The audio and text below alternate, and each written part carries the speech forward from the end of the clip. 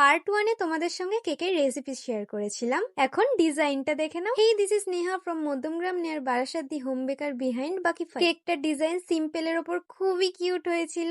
যারা যারা এই কেকের রেসিপিটা এখনো দেখোনি, গিয়ে পার্ট 1 এ দেখে এসো। রেসিপিটা প্রপার দেওয়া আছে। এমন আরো কোনো কেকের রেসিপি দেখতে চাইলে অবশ্যই আমায় কমেন্টে জানাবে। তোমরা মাঝের মধ্যেই আমাকে ইনস্টাগ্রামে বা ইউটিউবে কেক রিলেটেড কিছু কোশ্চেন করো, তো আমি সবার কোশ্চেনের অ্যান্সার একটা ভিডিওতে তো দিতে পারবো না, তাই আমাকে ফলো করে রাখো। আমি প্রত্যেকটা ভিডিওতে কারোর না কারোর কোশ্চেনের অ্যান্সার ঠিক দিয়ে দেবো। আজকে একটা কোশ্চেনের অ্যান্সার আমি দিয়ে দিই। একটা বোন আমায় কমেন্ট করেছিল, তুমি চকলেট কিভাবে মেল্ট করো? আমি ডবল বয়েলিং প্রসেস ফলো করি। মাঝে মাঝে ডাইরেক্ট গ্যাস জ্বালিয়েও করে নিই, কিন্তু ওটাতে অনেক ব্যালেন্সের দরকার হয়। চকলেট যাতে না পুড়ে যায় তার জন্য খুব সাবধানে করতে হয় মেল্ট। আমি পার্সোনালি রেকমেন্ড করব ডাবল বয়েলিং করা। এটা অনেকটা সেফ হয়। বিশেষ করে যারা বিগিনার্স আছো তারা গ্যাসে ডাইরেক্ট না দিয়ে ডাবল বয়েলিং করো।